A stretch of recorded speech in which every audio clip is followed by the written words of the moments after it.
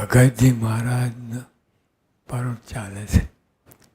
ભગતજી મહારાજના ઉપદેશ વચનો. આ મનુષ્ય દેહ ઘણો દુર્લભ છે. તેમાં સત્સંગ તો અતિ દુર્લભ મળ્યો છે. આ બધા કરોડો અબજો માણસ જીવે છે, એને કંઈ દુર્લભ લાગતું નથી. વિશ્વ યુદ્ધ 1 ને 2 થઈ ગયા, એમાં કેટલા બધા ખપી ગયા. તો એ દુર્લભતાની વાત નથી. જે મુમુક્ષુ હોય, જે આધ્યાત્મિક માર્ગે ચાલ્યા હોય, એના માટે છે. તો આ મનુષ્ય દેહ ઘણો દુર્લભ મળ્યો છે. તેમાં સત્સંગ તો અતિ દુર્લભ મળ્યો છે. દુર્લભ નહીં, અતિ દુર્લભ મળ્યો છે. મહારાજે કહ્યું કે અનંત બ્રહ્માંડનો રાજા હોય, પણ તેને જો સત્સંગ ના મળે તો તેનું જીવન અલેખે છે. અનંત બ્રહ્માંડનો રાજા કેટલી સાહેબી કહેવાય કે કેટલી રીતે, પણ તોય સત્સંગ ના મળે. એ સત્સંગ આપણને મળ્યો છે, એવો સત્સંગ મળ્યો છે. એટલે અનંત બ્રહ્માંડનો રાજા હોય એના કરતાં પણ આપણે આગળ ગયા. તો આ વાત સમજવાની છે. અને તેમાંય વળી એકાંતિક સાધુ મળ્યા. હવે આ તો સત્સંગ મળે, પણ એકાંતિક સાધુ મળે તે અનેક જણને પુણે મળ્યા છે. અનેક એના પુણે એમ નથી મળ્યા. આપણને આજે પ્રમુખ સ્વામીને યોગીઓ અપાર શાસ્ત્રીય યોગ થયો છે, એ ઘણા પુણે સાધુ મળ્યા. તે અનેક જણને પુણે મળ્યા છે. પણ મનુષ્ય દેહ હોય અને આપણા જેવા ખાય પી ઉઠે બેસે હરે ફરે, તે દેખાતું નથી. પણ હવે જે રાજા હોય, પણ તો એનો તો દેહ આપણા જેવો જ છે, બીજું કંઈ વિશેષ નથી. પણ તો એ રાજા છે, એટલે એની સાહેબી બધું ઘણું બધું છે.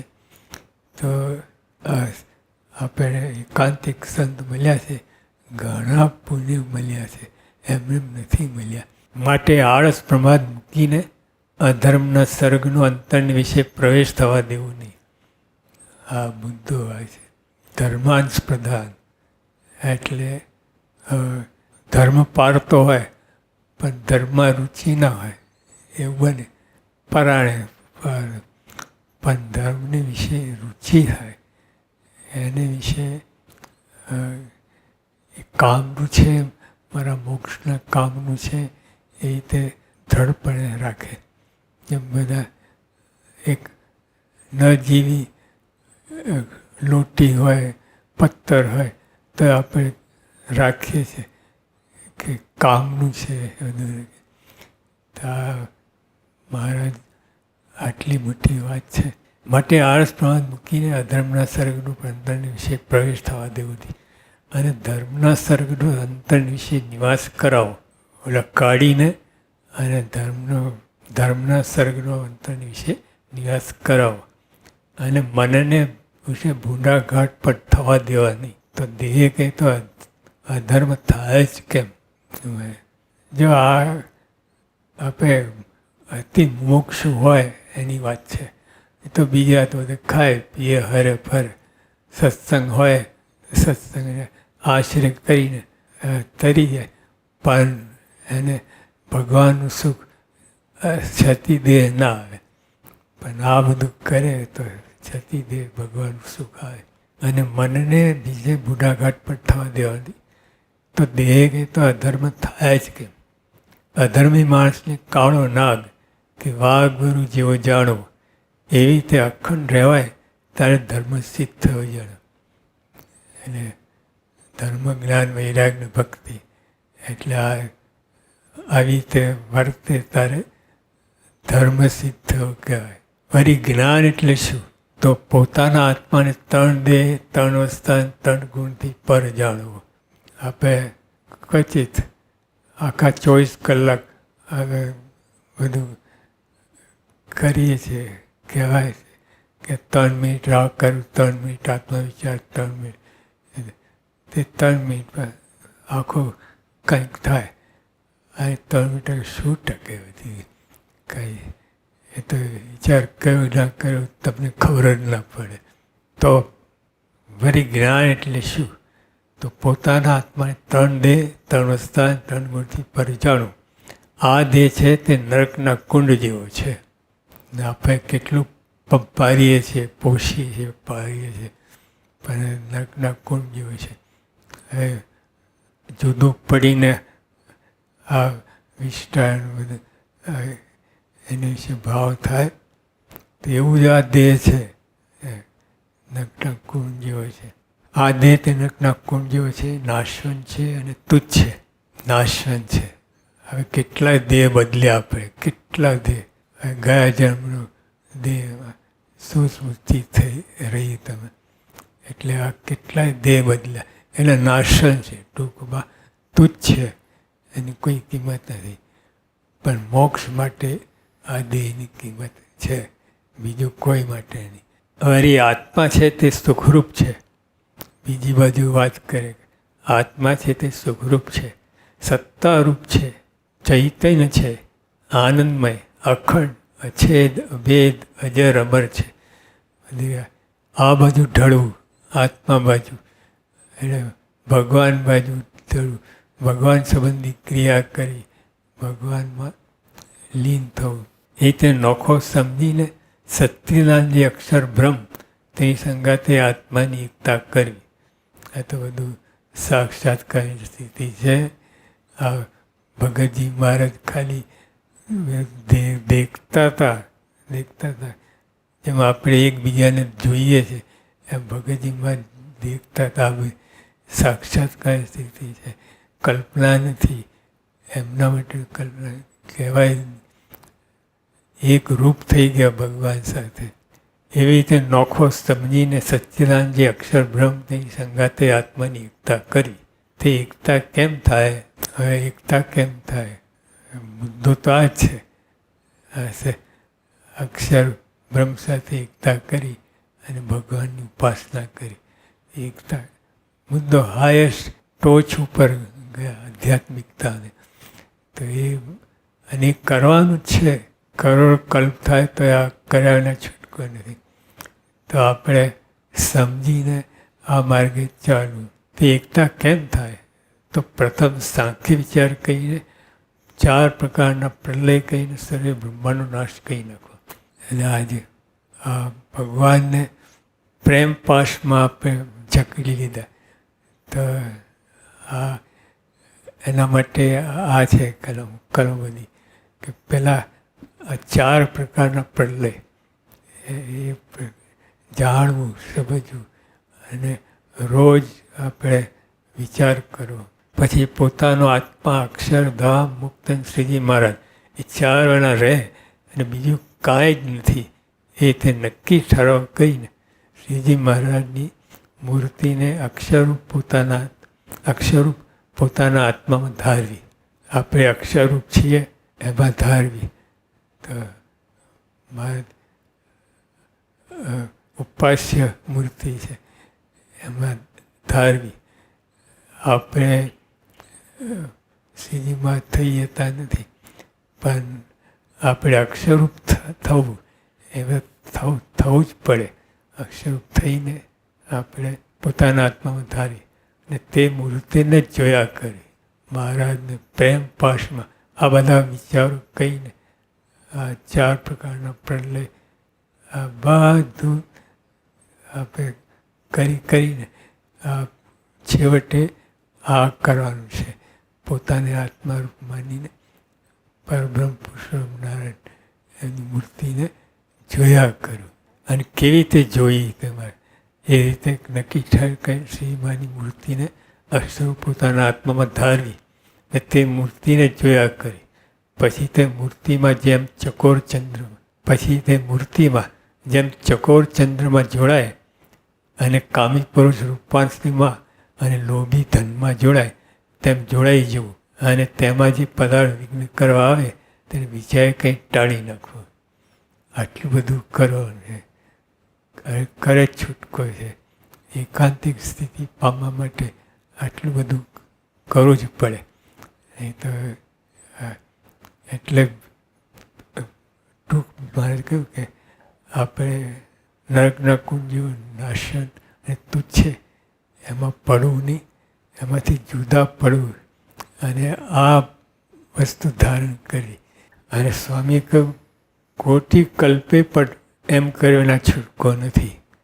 કોટી કલ્પ, એક કલ્પ એટલે 8,64 કરોડ વર્ષ, એવા કરોડો કલ્પ વિના કર્યા વિના છૂટકો જ નથી. એટલે અંતે આ જ નિશાન છે અને આપણે પહોંચ્યા. આ વિના કર્યા વિના છૂટકો જ નથી. આવો જે એકાંતિક ધર્મ તે એકાંતિક થકી જ પમાય. હવે જે એકાંતિકની વાત કરી, માટે એકાંતિકમાં જ્યારે મન કર્મ વચને જોડાય અને તેને સર્વે દોષે રહિત અને સર્વજ્ઞ જાણે તો જ એકાંતિક ધર્મ પમાય છે. એ સિવાય કોટી કલ્પ ઉપાય, એ સિવાય બીજા કોટી ઉપાય પણ પહોંચતો નથી. હવે એકાંતિક જે આપણને મળ્યા પ્રમુખ શાહી યોગી બાપા શાસ્ત્રીમાં, એમની વાત કે મહારાજ કરે છે. બોટાદમાં શ્રી હરિ સન્મુખ સંતોએ વાજિંત્ર સહિત ગાન કર્યું. કરવાનું છે પણ મહારાજ જુદું કહે છે. બોટાદમાં શ્રી હરિ સન્મુખ સંતોએ વાજિંત્ર સહિત ગાન કર્યું. શ્રી હરિ કે ગાન કરીને ભગવાન રીઝવવા એ ભક્તિ બને છે. ભગવાન રીઝવવા એ ભક્તિ બને છે. લોક રીઝવવા થાય તો ગાન વૃથા છે. આપણે બધું ભેગું છે. લોક રીઝવવા ને ભગવાન રીઝવવા ભેગું ચાલે છે. આપણે સ્પષ્ટતા નથી. આ ભાવના છે. આ ભગવાનને જ રીઝવવા જ કરવું. બધું ગાન ભક્તિ જે કંઈ કરવું બધું ભગવાન રીઝવવા એ મનમાં રાખવું. બીજું બધું પેસવા ના દેવું. લોકો એ થાય તો એ ગાન કે ધ્યાન તમે શીખો. જો હવે મહારાજ બીજી વાત કરે છે, આગળની વાત કરે છે. જ્ઞાન કે ધ્યાન તમે શીખો પણ ધર્મ જ્ઞાન વૈરાગ્ય ભક્તિ એ ચારને હૃદયમાં ધારવા એ ગુણ પારે છે. જો એકાંતિક ધર્મની વાત, જો આપણને એકાંતિક સંત મળ્યા છે એનો મહિમા જ મહારાજ કહે છે કેવો મહિમા છે. આ સાધન સૌથી મોટું છે. કયા સાધન? આ ધર્મ જ્ઞાન વૈરાગ ભક્તિ એ ચારે ભારે છે, ભારે ગુણ છે. એમાં પડવું. પછી મહારાજ આગળ વાત કરે. આ સાધન સૌથી મોટું છે. ભગવાનની પ્રસન્નતા દ્રઢ મૂળ આ જ છે. આપણે પ્રસન્ન તો કરીએ, ભગવાન રાજી થાય છે, પણ દ્રઢ મૂળ એટલે ટોપ મોસ્ટ, એનાથી આગળ નહીં. એટલે ભગવાનની પ્રસન્નતાનું દ્રઢ મૂળ આ જ છે. એકાંતિક ધર્મ સિદ્ધ કરવું એ દ્રઢ મૂળ છે. ગાન વિદ્યા જેવા બીજા અનેક ગુણો ધારણ કરે. ગાન વિદ્યા જેવા બીજા અનેક ગુણો ધારણ કરે પણ એકાંતિક ધર્મી તોલે ના આવે. જો આપણે એકાંતિક થવું છે અને યોગીઓ પર તો કહેતા તમને એકાંતિક બનાવવા છે. ઘણી વાર કહેતા, પ્રમુખ સ્વામી કહેતા એકાંતિકતા બનાવવા છે.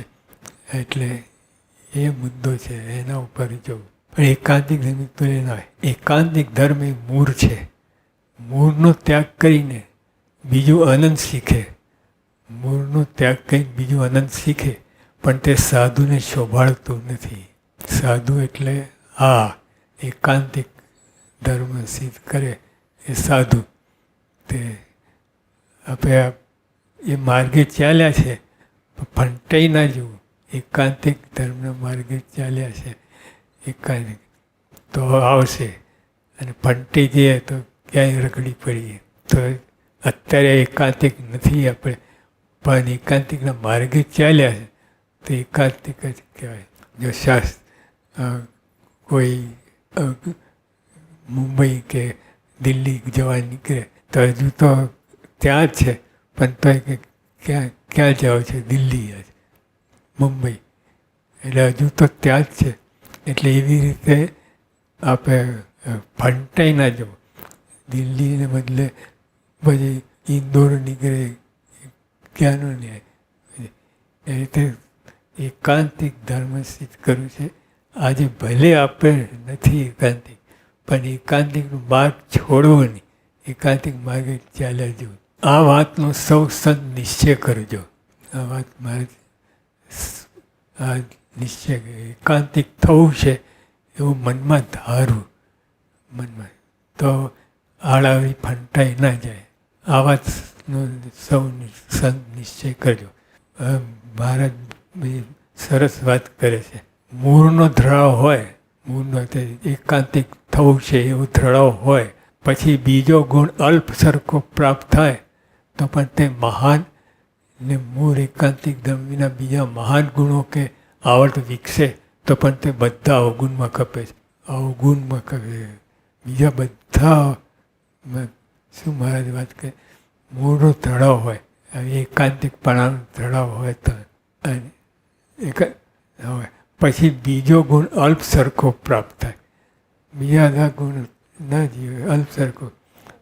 મૂળનો તો એકાંતિક થવું છે એ વાત નક્કી રાખજો.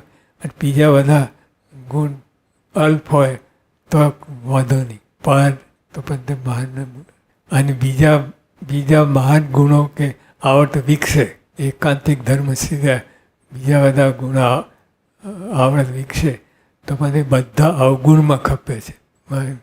કાઢી જ નાખ્યો નંબર.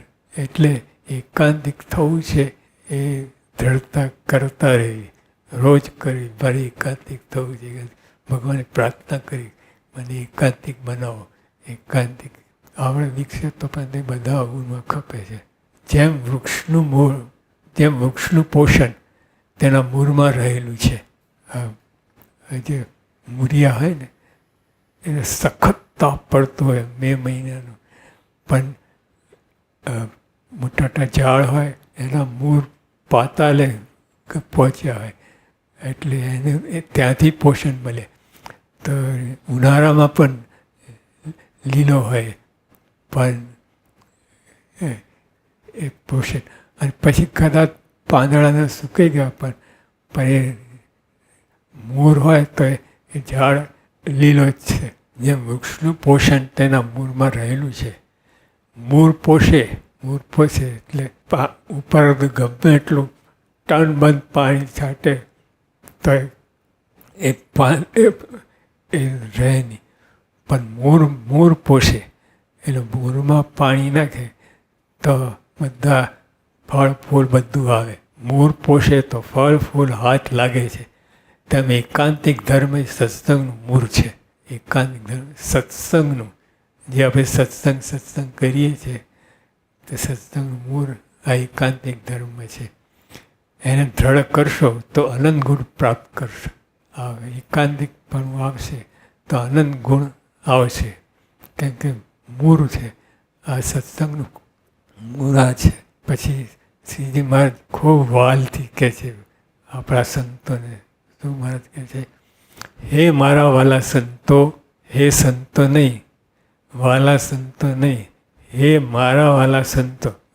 ભગવાન જો એકાંતિકપણા ચોટ હોય, એકાંતિક બાજુ ભરેલા હોય, ફંટાઈ ના જાય તો મારે આ ઉપમા લાગુ પડે છે.